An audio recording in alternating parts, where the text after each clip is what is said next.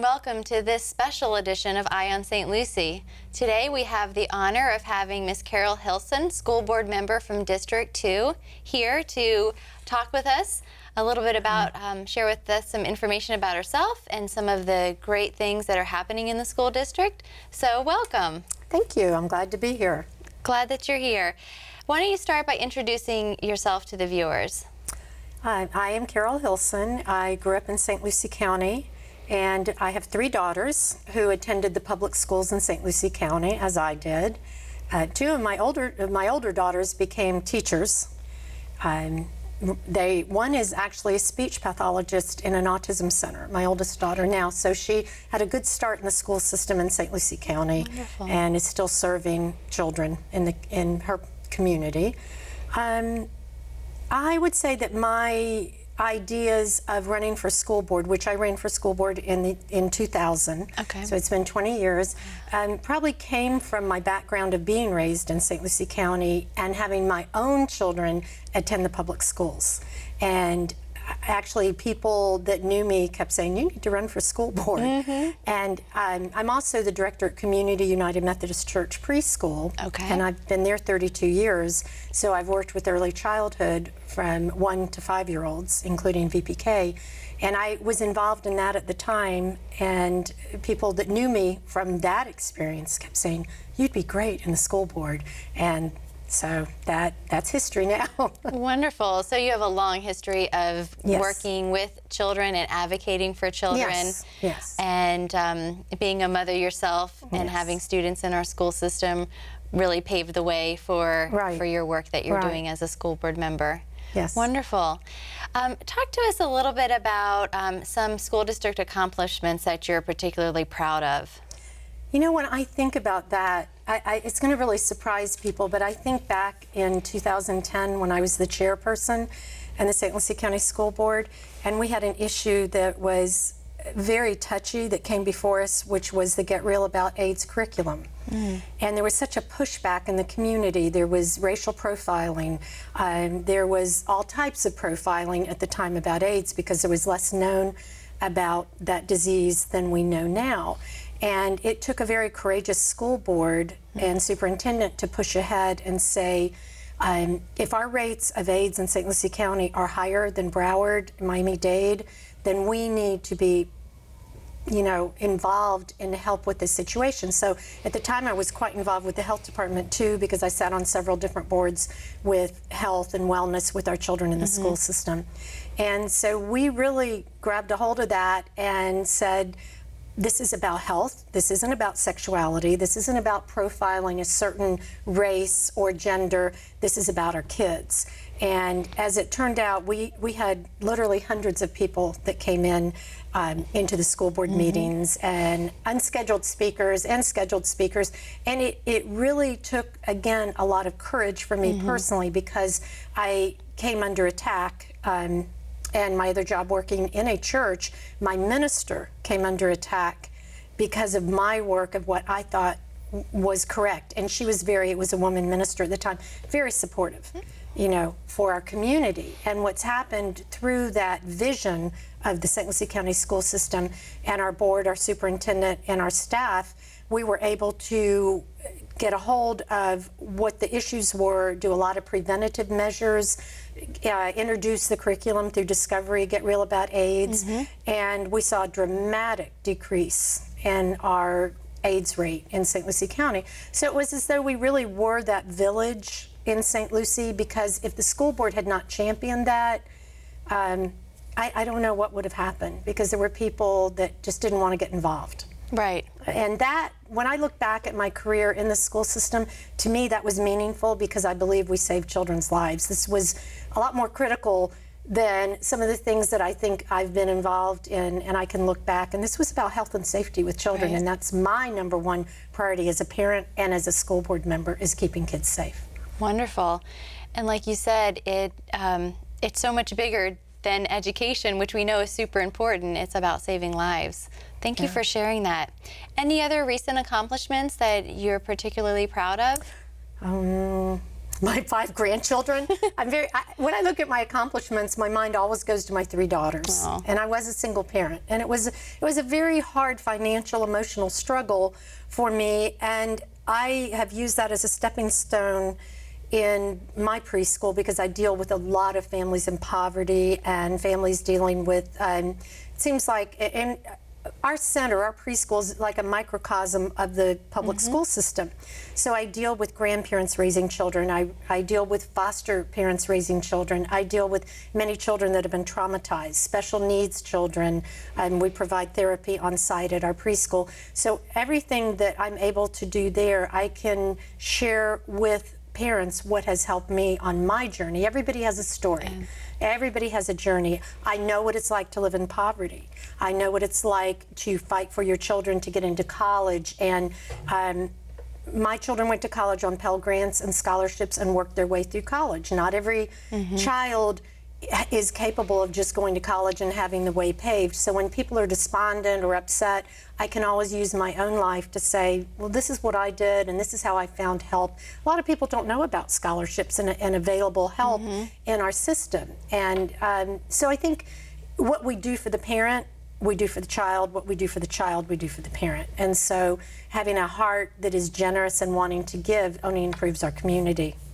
And our world, really. Absolutely. And I can feel your passion coming out about kids, and we know that how passionate you are about providing for them the social and emotional well-being.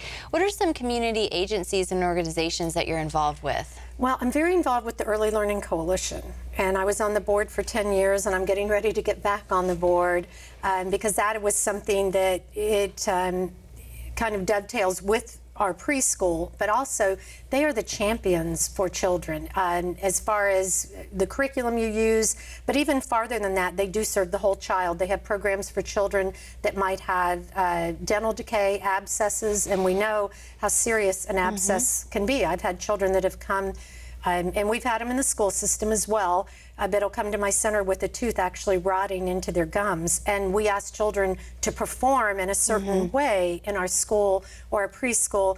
And when you're in pain and you're running a fever, you know, so I think that these agencies, and especially the Early Learning Coalition, they really do serve that whole child. So they have a program that I can call if I have a child with a toothache, same thing with the school system, and they have a program to help pay, because many times it involves oral surgery, which is very expensive.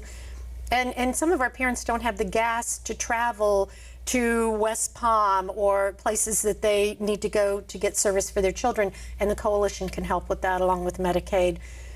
I think the biggest issue with me is helping parents to find a map to help their children, because not everybody is born knowing how to find agencies to help them. So over the years, I've been involved with Department of Children and Families.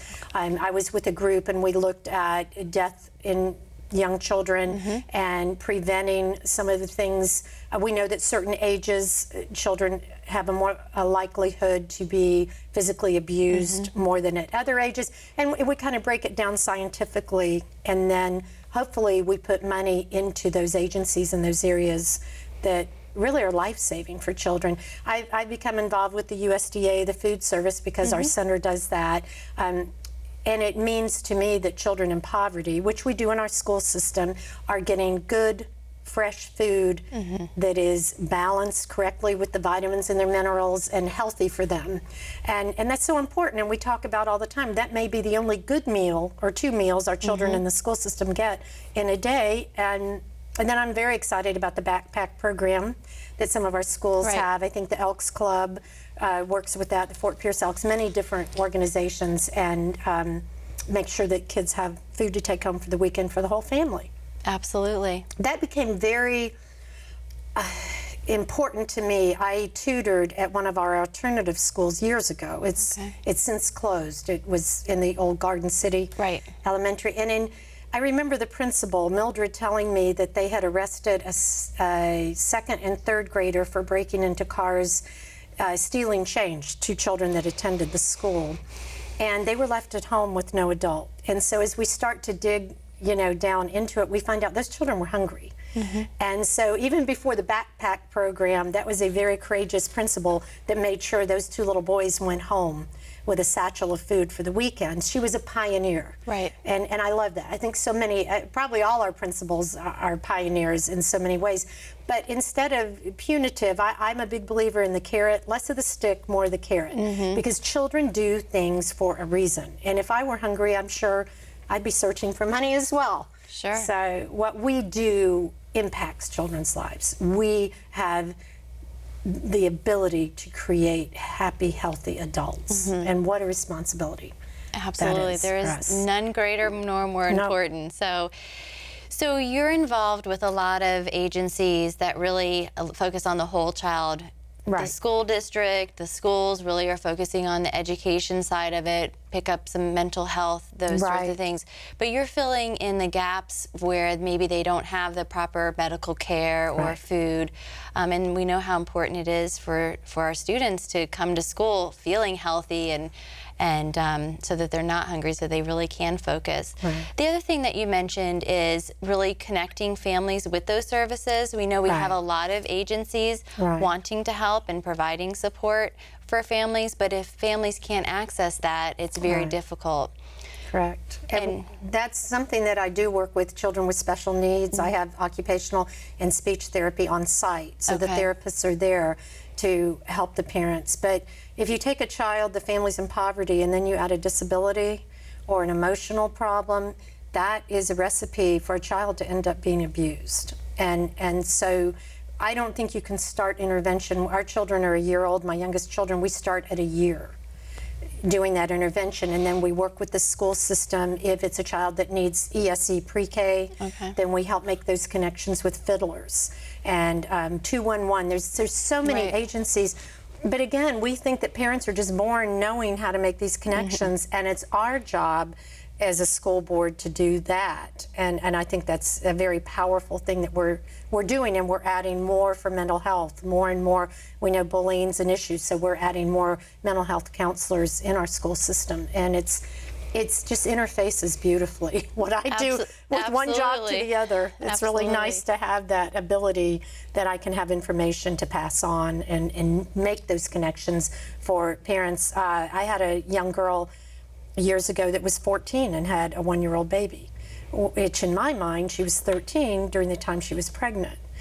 And had I not done some parenting with her, you know, I think she was in our LAT program in the school system, but she just really needed some parenting. And that's what we did in a non-judgmental way and helped to steer her where she needed to be.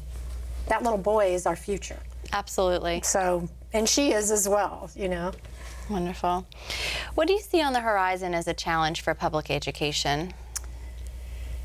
Well, funding is absolutely always a challenge. And, you know, not in a judgmental way, but for every dollar that's paid into a voucher program or a scholarship, step-up scholarship program or a charter school is a dollar less that goes into our public school system. And my personal belief is the public school system is the very foundation of democracy.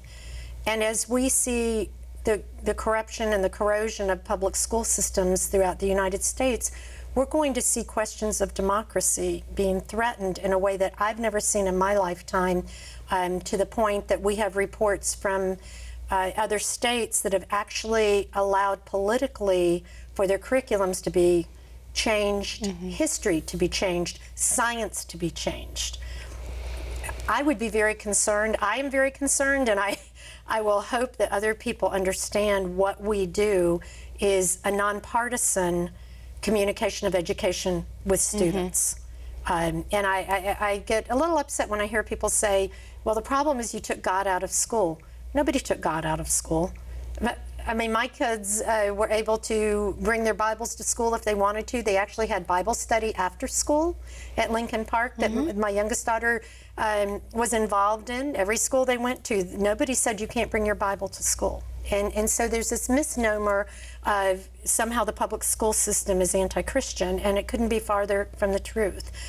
They have prayer at the flagpole at many of the schools. You can have after-school programs with a sponsor that are of a religious type program. So I think I wanted to really address this, though. As somebody that works in a church, I want to put a stop to people maligning the public school system and saying, that we are anti-Christian, because I've heard that before. And I always felt like, as a Christian parent, it was my job to take my children to church and teach them about God with my church and my pastor. It was not the school system's job. It is a very personal thing, and I think that was my responsibility. So obviously I should stay off of Facebook, because I read too many of these postings about anti-school. So that has been an issue with me, that we have to take a strong stand. That we are here for all children, right, of all colors, of all races, of all languages, and we treat them fairly and we treat them well. Excellent. So you mentioned funding as a challenge. Any other challenges that you see coming, from Tallahassee, for example? Well, I think politically, that public schools in general, there's a playing field that is not equal. And I thought about some of our fabulous principals during the hurricanes, when we open our schools up to people that need shelters. Yes. And why is it that the charter schools have one set of rules and traditional public schools have another set of rules, so that we cannot utilize charter school buildings for shelters, and yet the public school system is expected to open our schools, as we should, as responsible people that we are, and we do, and our staff man those places, and they do a super job, But I think that the problem there's a disconnect between, we both are getting FTE from the state of Florida, so why is there that difference in what is expected? A big issue with me is the fact that we have 48% of the teachers in charter schools are substitute teachers. And as a parent, I do not know. I hired math tutors to help my daughters. That is not my best subject. But as an unqualified or undegreed or uncertified teacher, I wouldn't be able to teach high-level math and science. I'm sure I could teach certain subjects, but that was not my forte, certainly not chemistry or physics or and so I do have a concern that I'm not sure that parents understand that the qualifications for public school teachers are very different than charter school teachers. The responsibility to correct this is the state of Florida, and say there should be one rule for the way buildings are built for all students in our schools. It is taxpayer money. Right. So, and then there should be one certain way of making sure teachers are certified and degreed. I just want that equity and that fairness, and that is what's missing right now. And it's not just in Florida, it's throughout the United States, and it's been politicalized in such a way. And this isn't political. This is it shouldn't be political. But we do have some issues that I think have some problems, and that's one of our challenges right now, is to be fair and equitable. There you go. And I find us fighting for funding all the time. Our PICO money, certain monies were actually removed and given to charter schools, and that PICO money was money that we used to refurbish our schools in some of our oldest and rundown schools. That money one day was here, and a year later it's all of a sudden gone and given to the start of charter schools. And so the reasoning is not very clear to me. Right. I don't understand a lot of what I'm seeing, because we've lost that equity piece and fairness. Okay. What are some of your goals for the school district for this calendar year? One of the things that comes to mind is the fact that we really need to work on the mental health component of our students in our schools. Long before the state of Florida intervened after the shootings that we've had, terrible tragedies throughout the United States, but more recently in the state of Florida, I think that we've always fought for funding for school psychologists and school counselors. And I can remember when I first got on the board, I would say over and over, we need to fund more counselors. There's just, our counselors at some point had ended up just paper pushers. And it was, I think that they didn't feel good. And I had a friend who was a counselor in a high school, and she said, I just can't get my work done and also really counsel students. And so there was this issue with, how do we get more funding to be able to do what we need to do to meet the needs of children? And so I think we're working towards that with the state. There has been money provided for that. Is it enough? Of course, it's never, right. It's never enough.